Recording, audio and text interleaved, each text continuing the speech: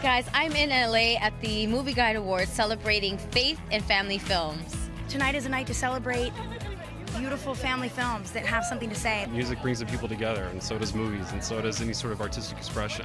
Every time we go out to the movies, we're always like, yay, a family movie's open, because they don't always open every weekend. Being a mom and having children and trying to find the right programming for my family, Movieguide is a wonderful source. I like the fact that they honor films that, you know, that say good things, that do good things. This is such a huge thing for Hollywood to acknowledge. Family-friendly shows, shows of faith are important. We're seeing a transition in media that we've never seen before.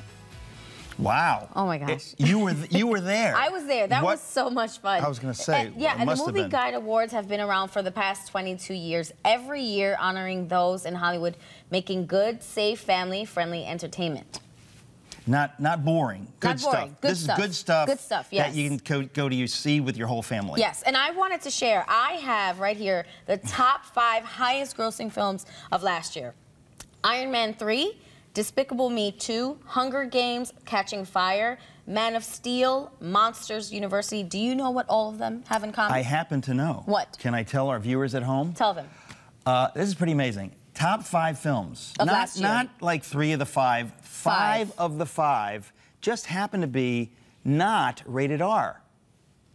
These are films you can pretty much go to see with your whole family. Those are the big money makers. This has been the story, I have to tell you, 20-something years, like 20 years ago, Michael Medved wrote a book called Hollywood versus America, where he talks about this. Over 20 years ago, this was the case. Wow. The big films, the ones that made the most money, were the ones that you could bring the whole family to. And then the gritty R-rated stuff, you know, that makes most people in Hollywood, as you know, you were saying before, that the cool thing to do is to make a gritty R-rated film that's pushing the boundaries, that's really tough, you know, the first, whatever, lesbian kiss, where, you know, like, that's what makes you cool in Hollywood. But the money makers are the faith, family-friendly films, which is, you know, it's worth knowing. Well, one family that knows the true meaning of family-friendly are the Robertsons, the stars of the hit A&E reality series, Duck Dynasty. I got a chance to catch up with Willie Robertson and his lovely wife, Korie, on the red carpet at the Movieguide Awards. Duck Dynasty, did you guys ever think it would be this huge? Oh, of course we did. We were already picking out islands to buy. See? See it, believe it, and it will happen. No, we didn't have a clue. I mean, who would have thought? You know, we were hoping that it would be good and people would watch it. It's been crazy, but, you know, we feel like the Lord put us here for something, so we gave it all to Him, and I don't know, he looks like He's the one who's making stuff happen. Well, when you start mentioning the name Jesus Christ, something else happens, and you guys have been so bold in your faith. Has temptation come even more because of the success?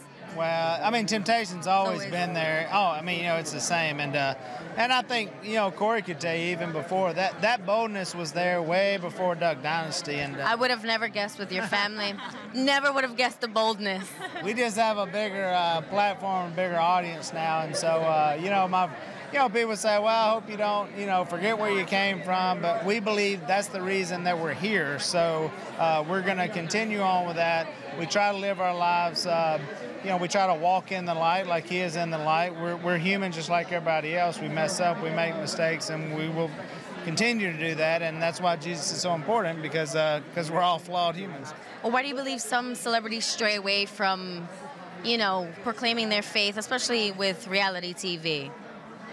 Well, I think they get tempted just like we all do, and they get tempted into thinking, you know, the devil's out there too, and there's lies and deception, and so they start thinking, well, if I say this, maybe this will get taken away, and it's just a, you know, it's just a temptation. It's a, you know, a mirror trick, a smoke trick that I think the evil one that he does, and people may, you know, lose their faith, or maybe, you know, they find it. I mean, it's hard to know exactly why people do what they do, but there's all sorts of temptations out there. For us, I will say this, it is a lot easier when your entire family is a part of the show. So most other people, let's face it, are singular celebrities, and so it all falls on them. And so, you know, for us, I mean, that family bond really helps to keep us, keep our faith strong. Last question, what can we expect from the Duck Dynasty family in 2014 and the future?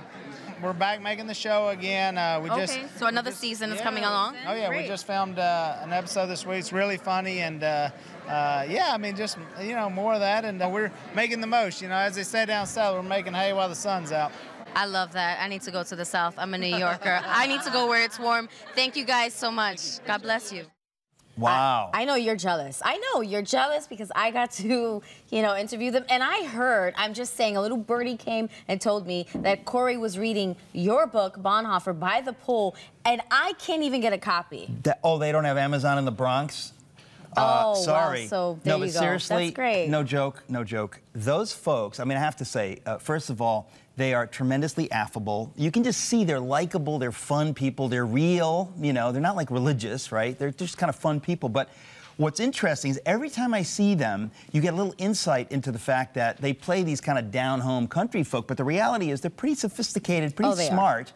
I mean, for you to say that Korie was reading my Bonhoeffer book, it's a 600-page book about a German theologian, okay? So if these folks are reading those kinds of books by the pool, they're no dummies. They're pretty sharp people. And then the dad, Commander Phil Robertson, I saw a few interviews with him.